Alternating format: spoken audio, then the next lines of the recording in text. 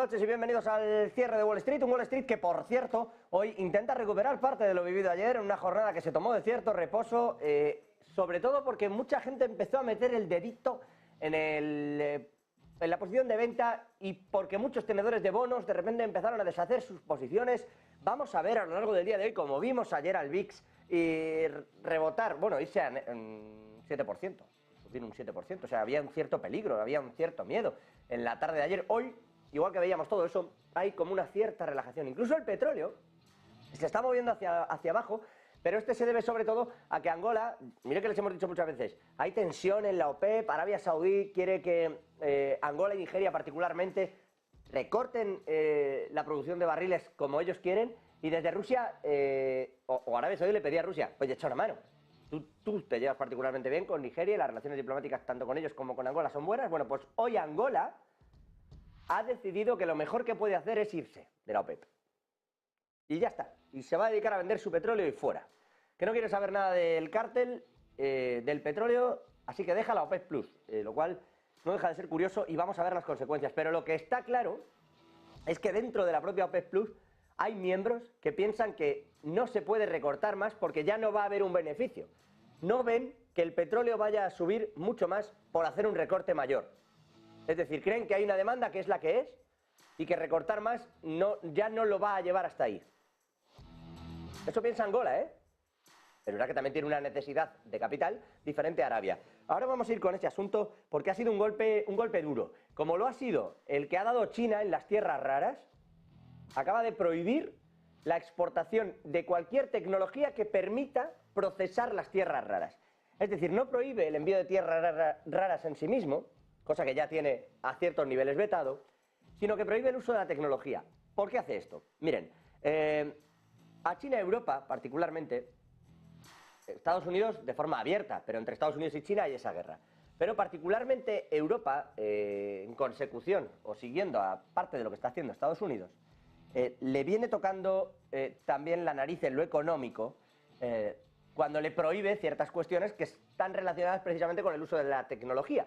Países Bajos, por ejemplo, le prohibió a ASML Holding enviar una serie de maquinarias que China necesitaba para un ensamblaje de chips, lo que es la vida.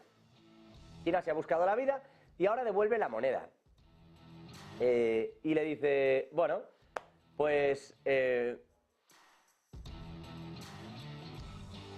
fin, yo tampoco mando tecnología para allá. En Europa necesitamos de las tierras raras de China y además, ¿y de qué manera? Y solo Suecia, digamos, tiene una capacidad fuerte como para intentar suministrar, pero no está ni preparado ni listo ahora mismo. Pero más allá de eso, claro, piden tecnología para empezar a procesar este tipo de asuntos y China dice, no es el camino. Ahora vamos a ir con todo eso, si me permiten antes, y ya que estamos hablando de China, voy a hablar de la relación entre ellos y Estados Unidos. Acaban de tener un encuentro al más alto nivel en términos militares, China y Estados Unidos y China. Han hablado de Taiwán, han hablado de Filipinas y en general de cómo se está reconfigurando todo el orden mundial en el Pacífico. Desde ahí, dicen, desde esa reunión, Jacob Stokes ha ido comentando desde, bueno, y varios expertos más en el tema, presentes, algunos de ellos en varias reuniones previas, no en la que ha habido ahora mismo, han ido diciendo que con las elecciones de Taiwán en enero, pero sobre todo con las estadounidenses en el próximo año, en noviembre del 24, las relaciones entre Estados Unidos y China no pueden pasar ciertas líneas de tensión. Bueno, se está hablando mucho de este asunto.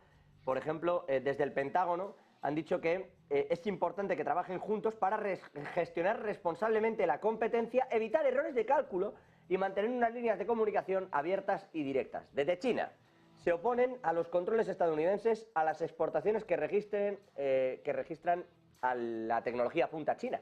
De hecho, veíamos, nuestros compañeros nos ponían antes un faldón con el tema de las exportaciones de chips a Estados Unidos y precisamente Estados Unidos está intentando vetar eso también. China tiene esa queja y Estados Unidos tiene muchas otras también, pero sabe que es China quien está saliendo perdiendo en términos económicos, si me permiten, en el sentido de que este cambio de relación hace que el proteccionismo crezca en Estados Unidos y por lo tanto se fomente allí lo que Estados Unidos venía haciendo también en China. China sigue teniendo su parte, pero hay parte de lo que hacía de Estados Unidos que está dejando de hacerse allí. China lo está supliendo. Y luego están las tensiones geopolíticas. China lo está supliendo, está buscando nuevos socios, está haciendo nuevos tratos, pero esto de separar en bloques el mundo, pues China, que era como el gran vendedor a todos, sin importar la fórmula en la que hubiera de gobierno en ningún país, pues ahí sí que es verdad que con esa ruptura del comercio tal cual estaba, se está reconfigurando. China, de hecho, está cómoda en el papel de líder de uno de los bloques, no tiene problema con eso, pero es verdad que económicamente, bueno, pues ahí hay un plus importante que está intentando rellenar. Vía, insisto, colocarse como líder, en particular de ese lado de los BRICS, haciendo frente a Estados Unidos en distintos puntos del mapa. El problema es que uno de los puntos del mapa es Taiwán. Y de esto se ha hablado mucho porque, y lo vamos a ver luego, hoy mismo Estados Unidos ha decidido dar pie, ya lo había prometido, pero es que va a cumplir. Están acortando incluso los plazos para enviar F-16 a Taiwán. Que es curioso que le vayan a mandar F-16 a Taiwán y no a Ucrania. Pero bueno, ahora vamos con ese asunto. El caso es que se discute sobre Taiwán un asunto que China considera zanjado, pero que sabe que ahí también está intentando poner el dedo como en la llaga Estados Unidos. Estados Unidos le está dando armamento, le está dando dinero, le ha dado misiles Patriots, antiaéreos, le está intentando dar F-16, vamos, se los va a dar, salvo que pase algo raro. O sea, está intentando armar a Taiwán como si fuera a sufrir una invasión. Y China se prepara para lo mismo. China se está preparando para invadir Taiwán, aunque no lo vaya a invadir, no estoy diciendo eso. Pero los movimientos militares que hay alrededor, lo hemos dicho más de una ocasión, bueno, pues son los más importantes en términos militares, insisto, desde la Segunda Guerra Mundial que realiza un solo país, sin que sean maniobras conjuntas. Tiene ya hasta 3 portaaviones puestos hacia el otro lado de las aguas de Taiwán para evitar precisamente el tipo de entregas que Estados Unidos quiere realizar. Vamos a ver qué pasa. Ambos han hablado hoy de no forzar la tensión. Pero es verdad que está ahí ese asunto y también es verdad que China considera que Taiwán es China. Y ya ayer dijo abiertamente, voy a integrar Taiwán en China, no hay que darle más vueltas. Por cierto que con esto de los F-16, ahí lo ven, pone a Taiwán y no a Ucrania. Digo, esto es curioso porque a Ucrania también le prometieron aviones y no. No hay dinero para Ucrania y miren, pues hay esto.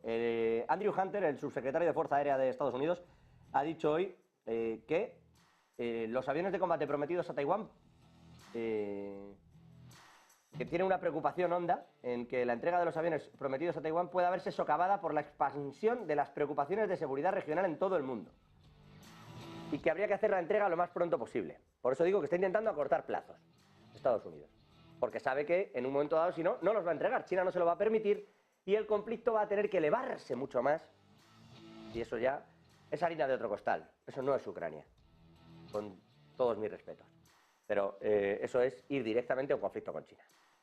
Sobre Ucrania, decía yo, tienen el problema de que no les mandan aviones, de que no les mandan dinero. Hoy ha tenido que emitir deuda para hacerse con algo más de 30.000 millones de fondos extranjeros, Ucrania. Lo ha hecho pagando un riesgo alto, en cuanto al tipo, y sobre todo lo ha hecho endeudando al propio país y poniendo de avales cuestiones que tienen que ver con el erario público ucraniano. Lo ha hecho porque no está llegando el dinero de los aliados. Porque Estados Unidos no va a mandar, tiene pendiente desbloquear un último paquete de ayuda que ya le han dado el visto bueno, pero todavía no ha llegado, y es el último, el que ya estaba pactado para 2023, pero no habrá más, ya se lo venimos contando también estos días.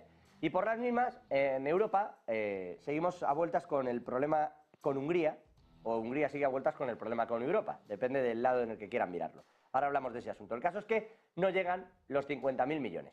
Y como no llegan, Ucrania necesita el dinero para hacer sus pagos diarios, para pagar, para pagar al gobierno, para pagar en las instituciones, a los funcionarios públicos, para pagar las cosas.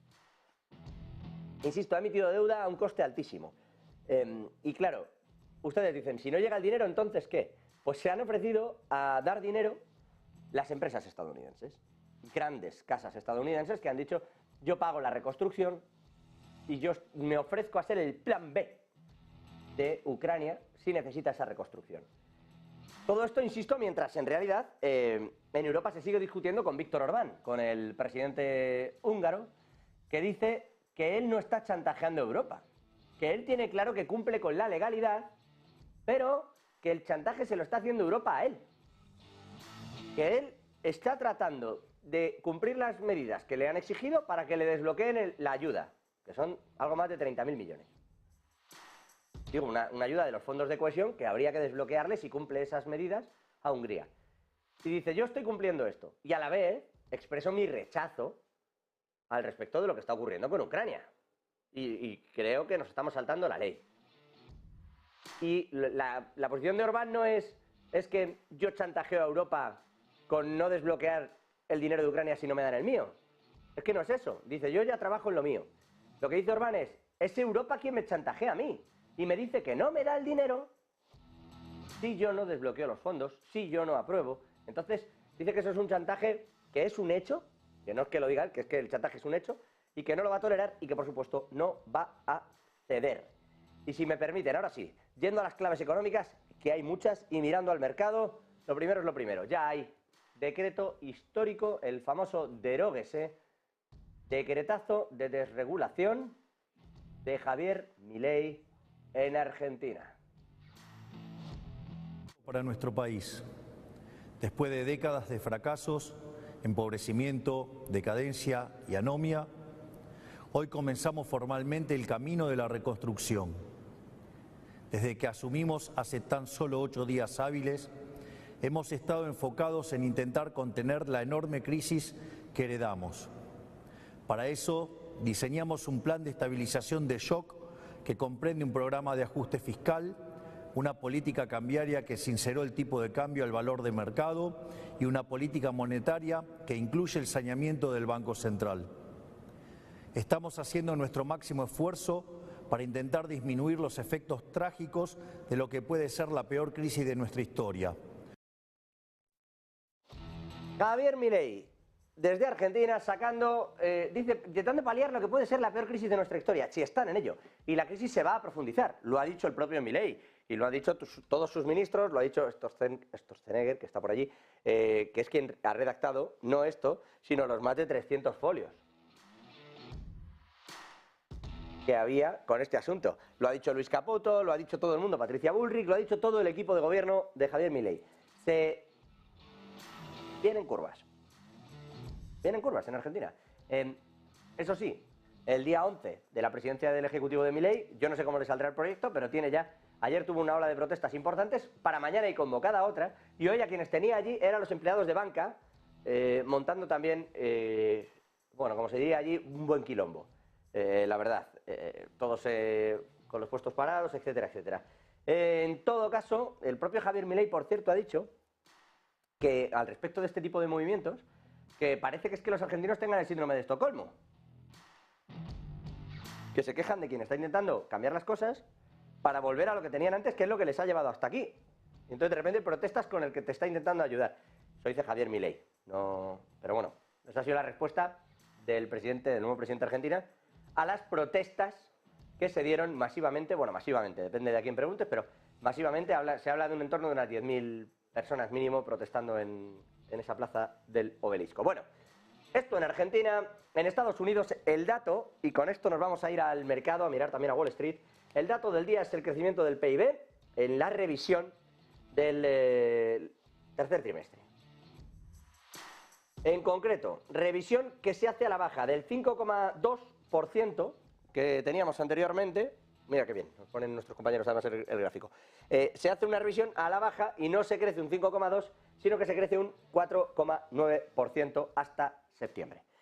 ¿Qué pasa con este movimiento? Bueno, pues que se esperaba que el PIB se mantuviera estable. La revisión lo que hace, en realidad, es devolverlo al cálculo inicial. Ya inicialmente se había previsto que se creciera un 4,9%, se dijo la economía en el tercer trimestre en Estados Unidos un 4,9%, que no es poco, casi un 5% de crecimiento. El problema es que la revisión al alza, al 5,2%, mientras seguía bajando la inflación, a mucha gente le hizo pensar, ostras, a ver si encima estamos creciendo más, eso no va a hacer que la Reserva Federal baje rápido los tipos. Esto de hoy sí que nos devuelve a ese escenario y, si me permiten, miramos a Wall Street, porque van a ver la respuesta rápida a este asunto. Mirando a S&P, mirando al Nasdaq, mirando al Dow Jones de Industriales, lo que vemos en el día de hoy al respecto de este movimiento de revisión es que vuelven a subidas. 0,5 arriba, el S&P 500, el Nasdaq 100 subiendo también en el entorno del medio punto porcentual y el Dow Jones de industriales nuevamente a las subidas un 0,4. ¿Recuperan lo de ayer? No. Pero vuelven a una senda positiva y es curioso lo poco que le ha hecho falta al mercado para volver a ese terreno positivo. Simplemente que no crecíamos tanto, que no iba tan bien. Entonces, ¿qué pasó ayer?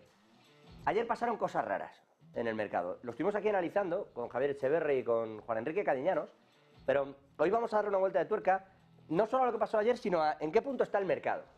Es decir, ¿qué puede ocurrir, por ejemplo, mañana que vamos a conocer la famosa inflación, famosísima inflación preferida de la Reserva Federal, el llamado PCE, que viene a ser la inflación sin una serie de componentes, energéticos, por ejemplo, que distorsionan mucho? En realidad, es una inflación que tiene mucho más que ver con el mundo empresarial que con el de los ciudadanos en sí, de PCE. Y ese es, mirando ese universo empresarial, es lo que prefiere la Reserva Federal porque entiende que a raíz de ahí es como se permea, como cae hacia el resto de la economía. En ese sentido, insisto, dato de hoy, que revisamos a la baja el crecimiento, que no va tan bien, el mercado lo celebra. Venimos hablando desde hace tiempo que el mercado celebra casi todo ahora de las malas noticias porque está ya descontando que si 2024 no supone una recesión profunda y un castañazo tremendo, entonces lo que vamos a ver es una recesión suave que nos va a llevar a una bajada de tipos de interés y a los incentivos por parte de los bancos centrales. Y eso lo va celebrando el mercado. Un mercado que, esto es lo que ocurrió en el día de ayer, ese movimiento importantísimo que vimos y que hemos visto, y que vimos hasta el cierre, ¿no?, en este desplome del S&P 500 en la tarde de ayer. Pero como les digo, hoy, y si quieren volvemos al gráfico tal cual, ven la misma caída y ven la propia subida, la recuperación que estamos viendo en el día de hoy. Bueno, movimiento importante no solo en el S&P 500, sino que está celebrando todo el mercado norteamericano. Que no nos va tan bien, pero tampoco tan mal. Es justo esa línea delicada. Y entonces el mercado dice, buena señal. Eso es que el año que viene, si esto sigue bajando poco a poco, la economía va cayendo poco a poco, entonces vamos a tener bajadas de tipos de interés. Que ojalá lleguen un poquito más pronto que tarde, el mercado, lo espera así, porque en marzo es cuando están descontando los swaps, en concreto de la Reserva Federal, que va a haber la primera bajada de tipos. Vamos a ver qué pasa con esto, pero desde luego hay un frenazo al crecimiento desbordadísimo que había, de ese 5,2 a un 4,9, y la vuelta al escenario tipo que manejaba el mercado originalmente. Esta es una de las claves del día. La otra, mirando todavía al mercado, pero en este caso a las materias primas, vamos a mirar al crudo, pasa por un petróleo que hoy, ahora está subiendo con más ligereza, un 0,2, pero ha llegado a tener una subida importante, como están viendo aquí, porque de estar cayendo ha pasado a subir. ¿Qué ha pasado? Les decía yo al principio, en la apertura de este cierre de Wall Street, ojo, porque Arabia Saudí no ha ganado la partida contra Angola. No ha conseguido que Angola recorte los barriles como estaba previsto. Fíjense que en la última reunión de la OPEP Plus se quedó precisamente en eso, en cada miembro les costó, es una de las veces que más les ha costado históricamente, llegar a un acuerdo sobre qué se iba a decir en el comunicado de la OPEP Plus tras la reunión. Y el comunicado, lejos de decir se va a recortar en tanto, que es lo que venía siendo siempre, fue la idea es recortar en esto y cada uno de los países tendrá que ir recortando su parte. Y entonces fueron saliendo los distintos países a decir en comunicados, yo recorto, yo recorto, yo recorto, y se echó en falta a algunos, que eran los evidentes. Arabia Saudí, en particular, está intentando que suba el precio vía recorte, pero tampoco que se dispare. Irán sí pretende que se dispare, aunque en realidad la querencia de Irán pasa más porque el conflicto internacional, y ahora hablaremos de los hutíes y del Mar Rojo, pasa más porque el conflicto internacional pueda exacerbarse y entonces eso termine llevando los precios del petróleo hacia arriba. Vía Mar Rojo, vía guerra en Gaza y que se extienda por el resto de Oriente Próximo, pero en eso están. Arabia Saudí le había pedido, en concreto, a Angola y a Nigeria que recortaran y a Rusia que intermediara. Tú tienes buenas relaciones diplomáticas, oye, echa una mano. Vladimir Putin llegó a decir, oye, nosotros estamos en esto, lo dijo en su conferencia anual, porque Arabia nos lo ha pedido. Pero ni Irán está en el mismo saco que Arabia, ni mucho menos Nigeria y Angola. Nigeria de momento no ha dicho nada, Angola hoy se ha salido de la OPEP. Si ya no consiguieron que el petróleo subiera después de esa famosa reunión, hoy que se sale, pues lo que estamos viendo es que de una subida de un puntito porcentual se ha pasado a un 0,2. Es decir, que lo que era una subida fuerte ahora se va atenuando. Incluso estábamos en caídas hasta hace no tanto. O sea, está habiendo un movimiento importante dentro de la OPEP y sobre todo de países que no están de acuerdo, que creen que no hay un problema en la demanda y que por mucho que se recorte ahora mismo, la demanda no llega a lo que se está recortando. Es decir, el recorte tendría que ser tan excesivo, piensa Angola, que no me compensa. Porque yo tengo el precio donde lo quiero tener y estoy a gusto en este punto de venta. Recortar más para que vendan igual otros no es lo que yo quiero ahora mismo. Y por eso se sale de la OPEP. Insisto, petróleo 0,2, subidas muy ligeras y hemos llegado a ver descensos. Precisamente por este movimiento que les cuento. Y están intentando mitigarlo. En los $80 no logra superarlos. No lo está logrando tampoco. Técnicamente lo vamos a mirar, por supuesto, antes del cierre del mercado. En cuanto al oro, pues hoy medio puntito de subida porcentual en los 2041. ¿Lejos de máximos históricos? Pues no tanto. Si nuestros compañeros amplían el gráfico para que podamos ver esos máximos que se alcanzaban hace no tanto, si reducimos un poquito toda la curva para que podamos ver sobre todo más tiempo, bueno, pues veremos, efectivamente, intentaremos ver los picos ahí, vamos a ver si lo podemos abrir todavía más, compañeros. Al entorno, tiene que llegar como al entorno de los 2080, el pico alto, pero bueno, para que ustedes lo vieran. En ese entorno estarían los máximos, están en 2041. Y digo, esto es lo que estamos viendo en el día de hoy, este es el movimiento que hay hoy. 2041, 0,4, 0,5 prácticamente por ciento arriba, en un oro que, insisto, está sirviendo ahora mismo a los cautos prácticamente como refugio. Ahora sí que veíamos picos. Está sirviendo prácticamente como refugio, digo, a muchos de los que no tienen claro. Bueno, aquí lo tenemos, yo creo que ahora sí se puede ver. Ahí estamos. Aquí tienen algunos de los picos, efectivamente, y estamos rondando los máximos.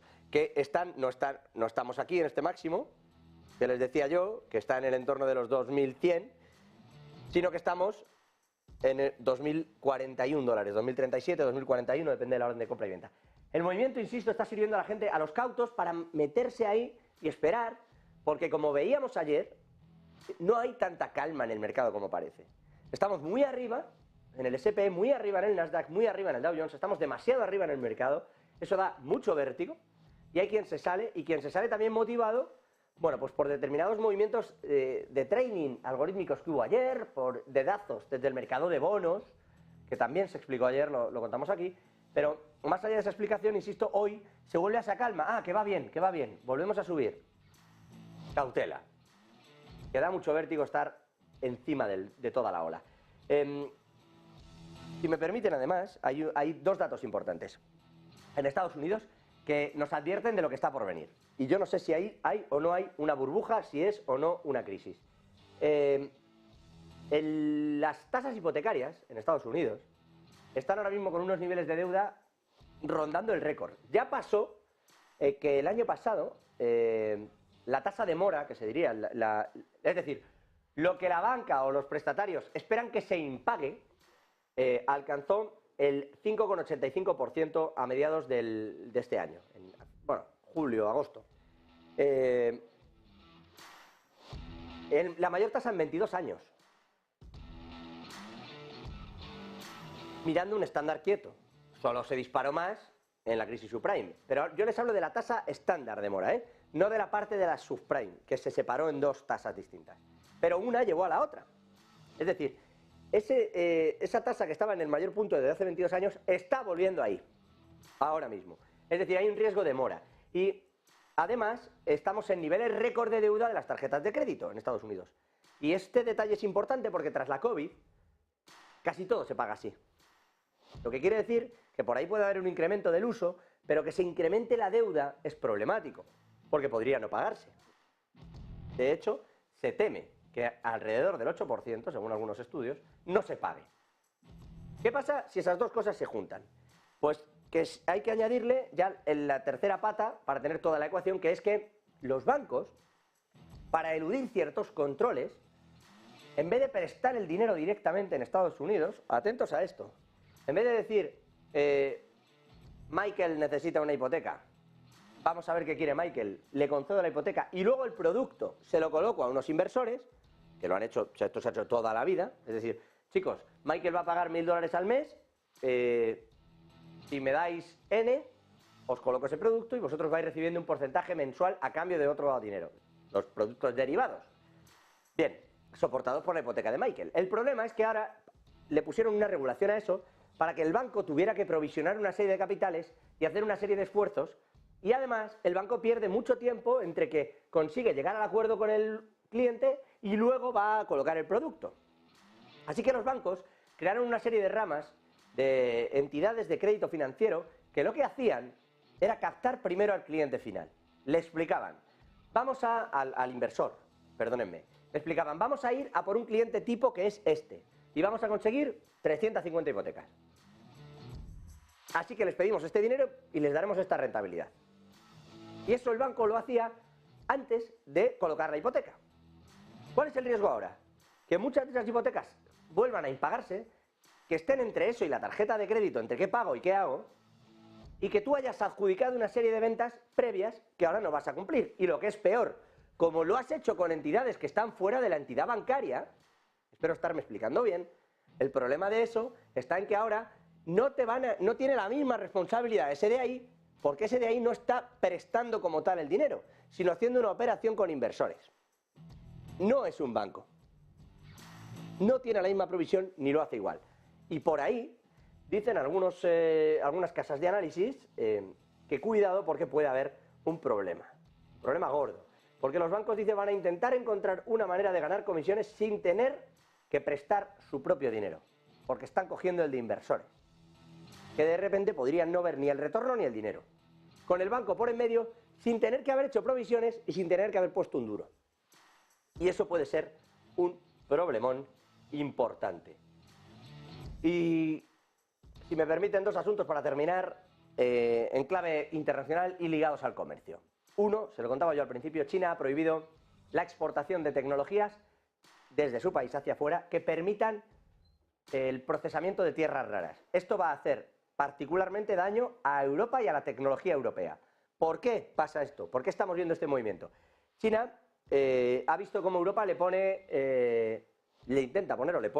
aranceles en los vehículos eléctricos, como ayer ponía en marcha una denuncia desde el sector del biodiesel, precisamente porque decían que China estaba vendiendo vehículos de biodiesel a precios artificialmente bajos. Es decir, está habiendo un contraataque europeo contra los productos de China, particularmente vinculados a sectores tecnológicos, automovilísticos, y en ese contraataque europeo, a esos precios bajos, están intentando cargar precisamente de aranceles y derribar un poco el auge de esos productos en Europa para intentar poner la tecnología europea, que requiere a su vez de ciertos ensamblajes de chips, etcétera, que tienen tierras raras. Europa hace tiempo que está intentando buscar esas famosas tierras raras. Suecia es, digamos, un poco la gallina de los huevos de oro en Europa con eso.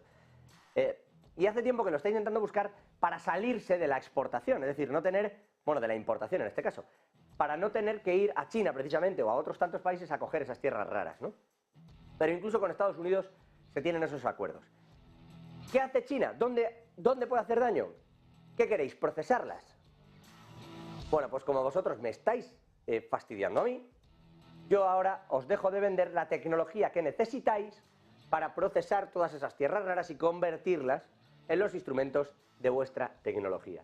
Así que ese es uno de los grandes golpes en una China que está apretando muy mucho el cuello de Europa ahora mismo, a costa de que Europa está intentando también, dicen de-risking, pero se parece mucho a intentar desconectarse en ciertos sectores del peso fuerte que tiene China. Y luego, si me permiten, terminamos hablando del siglo XVIII. El siglo XVIII es donde ha vuelto el comercio mundial marítimo si miramos a las rutas. De hecho, y si me permiten, lo que está ocurriendo en Yemen, en particular, nos da una idea. Bueno, digo en Yemen, les hablo en toda la parte del Mar Rojo y todo lo que va vinculado a los bombardeos o a los ataques de drones sobre cargueros, petroleros, etcétera. De hecho, se están produciendo diversos ataques que están haciendo que los petroleros, los cargueros, etcétera, en vez de tirar a través del canal de Suez, vayan bordeando toda África, toda esa parte sur, por el Cabo de Buena Esperanza. Rutas, insisto, del siglo XVIII. ¿Por qué? No sé si nuestros compañeros pueden ponernos un gráfico. ¿Por qué se están produciendo estos ataques y cuántos buques realmente se están derivando? Van alrededor de 180 buques. Es decir, estamos hablando de que cada día que pasa, 2 días de buques dejan de ir. Lo que quiere decir que a lo largo de los próximos 15-20 días, ahora la campaña de Navidad está salvada porque ese producto ya ha llegado. Pero a lo largo de los próximos 15-20 días vamos a ver cómo empiezan a subir los precios, sobre todo hacia finales de enero, relacionados todos con este tipo de movimientos que tienen que ver con el encarecimiento del transporte. Y eso va a coger a Europa, y nuevamente, perdónenme que vuelva ahí, en enero, a finales de enero, y con probablemente alguna que otra ola de frío. Si los cargueros que se han ido no son solo comerciales, sino que son también de gas o petróleo, podemos tener un problema importante en cuanto al dinero. Insisto, todo esto mientras la coalición internacional sigue meditando, porque Estados Unidos dice que sí, y Europa dice que va a ir con Estados Unidos, pero en realidad luego ha salido, entre otros, José Manuel Álvarez, el ministro de Exteriores de España, allí en Bruselas, a decir que no está claro y que todavía no está cerrada la participación de muchos de los países de Europa en esa coalición que va a defender precisamente toda esa parte del Mar Rojo. Y cuidado, porque como están viendo, estos, en este gráfico de Bloomberg lo que ven también son los puntos donde se han producido los incidentes, que casi todos, como ven, están en la frontera de Yemen. Egipto, por cierto, ha dicho que cada país debiera ayudar en la defensa de sus propias aguas territoriales. Eso ha dicho Egipto, pero aquí tienen 2 que también se habían producido. En fin, algunos de los movimientos que estamos viendo importantes: coalición internacional que todavía no está preparada, Europa que no sabe si va o viene todavía en esa coalición, y la guerra allí, por cierto, que sigue recrudeciéndose y que se niega ahora jamás a que haya una tregua si solo va a ser temporal para liberar rehenes. Piden que si van a hablar, se hable de alto el fuego, no de tregua. Esto es lo que está dando de sí la jornada. Vamos a buscar el análisis, los protagonistas y evidentemente también todos los movimientos que ocurren en el mercado en 2 minutos aquí, en el cierre de Wall Street.